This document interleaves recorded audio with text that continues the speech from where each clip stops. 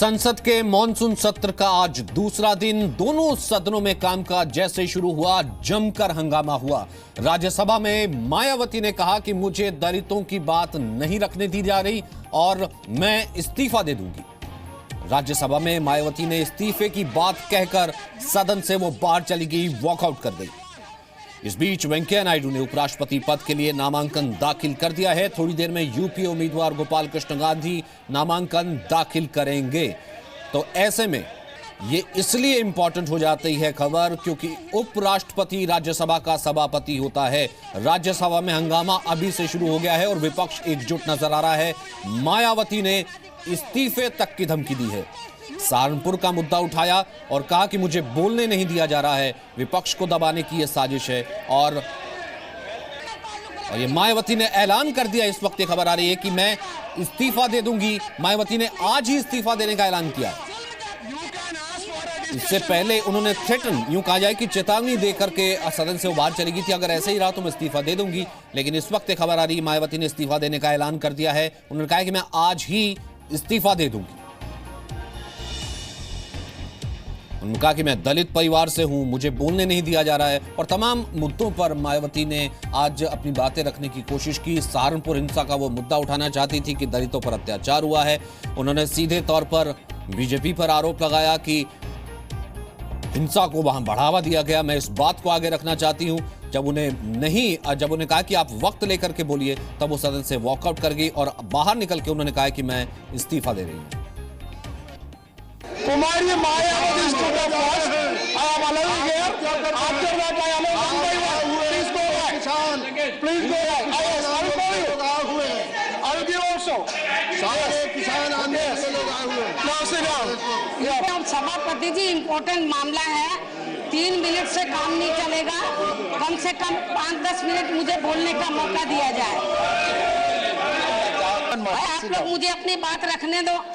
आप सुनिए। अरे सुनिए 267 मात्र गए। चलो मान्यवर, जब से केंद्र में बीजेपी व इनकी एनडीए की सरकार बनी है, तो तब से पूरे देश में और खासकर बीजेपी शासित राज्यों में तो इन्होंने अपनी जातिवादी, सांप्रदायिक व पूंजीवादी मानसिकता के तहत चलकर अपने राजनीतिक स्वार्थ में वे अपने नफे नुकसान को भी सामने रखकर यहाँ विशेषकर गरीबों, दलितों, पिछड़ों, अल्पसंख्यकों, मजदूरों, किसानों एवं मध्यम वर्ग जो बड़े पैमाने पर शोषण में उत्पीड़न जो अभी भी लगातार जारी है। पूरी बात अभी तो मामला है, मेरी बात तो मानने ये ठीक नहीं है। ये 3 मिनट हो गया। अभी मैंने 3 मिनट में बोलना है। मान्य सभा में ताल्लुक रखती हूँ। यदि मैं अपने समाज के हितों की बात, उनके हितों को प्रोटेक्ट नहीं कर सकती, You can ask for a discussion. What more you want? रहने का अधिकार नहीं है। मैं हाउस का इस्तीफा दे रही हूँ। Yeah. Okay.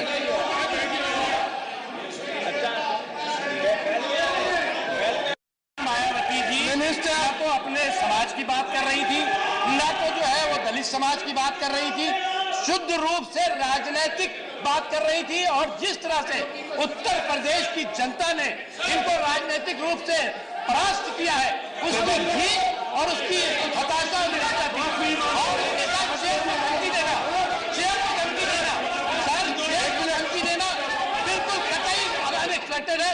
उन्हें माफी मांगनी चाहिए। शेर को धमकी देने का मतलब ये हुआ कि शेर का अपमान है और सर वो सारी बंद की जाए और माफी मांगे। वहीं इसके बाद मायावती बाहर आ गई, सदन के वो बाहर निकली और प्रेस कॉन्फ्रेंस की। उन्होंने प्रेस कॉन्फ्रेंस करके ऐलान कर दिया कि वो आज ही राज्यसभा से इस्तीफा दे देंगे। इसलिए मैंने ये फैसला लिया है कि मैं ऐसे जब मैं अपनी बात नहीं रख सकती, देश और जनहित के मुद्दों पर अपनी पूरी बात नहीं रख सकती, खास तौर से जिस समाज से मैं ताल्लुक रखती हूँ, अपने वीकर सेक्शन के हितों की मैं अपनी बात नहीं रख सकती, दलितों के, आदिवासियों के हितों की बात नहीं रख सकती, तो मुझे इस हाउस में अब रहने का कोई अधिकार नहीं है। इसलिए मैंने राज्यसभा से इस्तीफा देने का फैसला लिया है।